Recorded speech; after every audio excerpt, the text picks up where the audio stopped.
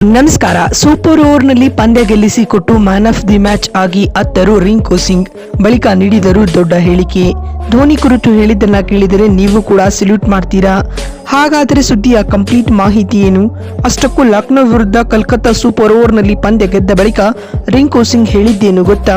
ಬನ್ನಿ ಇದರೆಲ್ಲದರ ಬಗ್ಗೆ ಈ ವಿಡಿಯೋದಲ್ಲಿ ಕಂಪ್ಲೀಟ್ ಆಗಿ ತಿಳಿಸ್ಕೊಡ್ತಾ ಹೋಗ್ತೀನಿ. ಆದ್ರಿಂದ ಕೊನೆವರೆಗೂ ನೋಡಿ. ಆದ್ರೆ ಅದಕ್ಕಿಂತ ಮುನ್ನ ನೀವು ಕೂಡ ಅದಕ್ಕಿಂತ ಮುನ್ನ ಯಾರು ನಮ್ಮ ಚಾನಲ್ಗೆ ಸಬ್ಸ್ಕ್ರೈಬ್ ಮಾಡಿಲ್ವೋ, ಸೊ ದಯವಿಟ್ಟು ಚಾನಲ್ಗೊಂದು ಸಬ್ಸ್ಕ್ರೈಬ್ ಮಾಡಿಕೊಂಡು ವಿಡಿಯೋಗೊಂದು ಲೈಕ್ ಮಾಡಿ. ಹೌದು, ನಿನ್ನೆ ಟಾಟಾ IPL 2026ರ 38ನೇ ಪಂದ್ಯ ರಣರೋಚಕ ಕ್ಷಣಕ್ಕೆ ಸಾಕ್ಷಿಯಾಗಿತ್ತು. ಅದು ಕೂಡ ಸೂಪರ್ ಓವರ್ನ ಥ್ರಿಲ್ಲಿಂಗ್ ಡ್ರಾಮಾಕ್ಕೆ. ಹೌದು, ನಿನ್ನೆ ಲಕ್ನೋ ಹಾಗೂ ಕಲ್ಕತ್ತಾ ನಡುವೆ ನಡೆದ IPLನ 38ನೇ ಪಂದ್ಯವು ಸೂಪರ್ ಓವರ್ಗೆ ಸಾಕ್ಷಿಯಾಗಿತ್ತು. ಕೊನೆಗೂ ಈ ಪಂದ್ಯದಲ್ಲಿ KKR ತಂಡ ಭರ್ಜರಿ ಗೆಲುವು ದಾಖಲಿಸುವ ಮೂಲಕ ಲೀಗ್ ಸುತ್ತಿನಲ್ಲಿ 2ನೇ ವಿಕ್ಟರಿ ಪಡೆದುಕೊಂಡಿದೆ ಸ್ನೇಹಿತರೆ. ಅತ್ತ ಈ ಪಂದ್ಯ ಸೋಲುವುದರೊಂದಿಗೆ ಲಕ್ನೋ ತಂಡ ಅಂಕ ಪಟ್ಟಿಯಲ್ಲಿ ಪಾತಾಳಕ್ಕೆ ಕುಸಿದಿದೆ.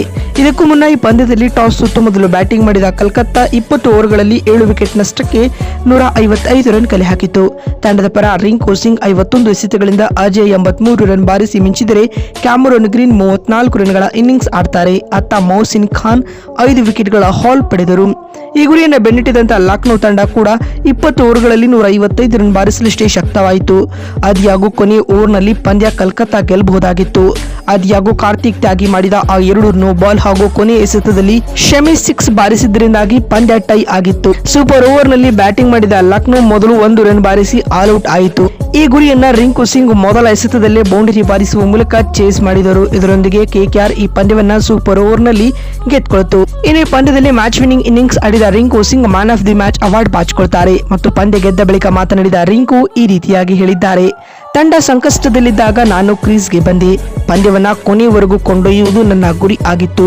ಕೋಚ್ ಮತ್ತು ಸಹ ಆಟಗಾರರೊಂದಿಗೆ ಚರ್ಚಿಸಿ ಪಂದ್ಯವನ್ನ ಸಾಧ್ಯವಾದಷ್ಟು ದೀರ್ಘವಾಗಿ ಎಳೆಯಲು ನಿರ್ಧರಿಸಿದ್ದೆ. ಕೊನೆಯ ಓವರ್ನಲ್ಲಿ ದಿಗ್ವೇಶ್ ಟಾಟಿ ಬೌಲಿಂಗ್ನಲ್ಲಿ ಸತತ 4 ಸಿಕ್ಸ್ ಬಾರಿಸಿದ್ದು ಪಂದ್ಯದ ಗತಿಯನ್ನ ಬದಲಿಸಿತ್ತು. ಇದು ನನ್ನ ಆತ್ಮವಿಶ್ವಾಸವನ್ನ ಕೂಡ ಹೆಚ್ಚಿಸಿತ್ತು ಎಂದು ರಿಂಕು ಹೇಳಿದ್ದಾರೆ. ಮಾತು ಮುಂದುವರೆಸಿದ ಅವರು, ನಾವು 155 ರನ್ ಗಳಿಸಿದಾಗ ಹೋರಾಟ ನೀಡಬಹುದು ಎಂಬ ನಂಬಿಕೆ ಇತ್ತು. ಸೂಪರ್ ಓವರ್ನಲ್ಲಿ ಸುನಿಲ್ ನರೇನ್ ಅವರ ಬೌಲಿಂಗ್ ನಮಗೆ ಗೆಲುವು ತಂದುಕೊಟ್ಟಿತು. ಕೊನೆಯಲ್ಲಿ ವಿನ್ನಿಂಗ್ ರನ್ ಬಾರಿಸಿದ್ದು ತುಂಬಾ ಖುಷಿ ನೀಡಿದೆ ಎಂದು ರಿಂಕು ಹೇಳಿದ್ದಾರೆ.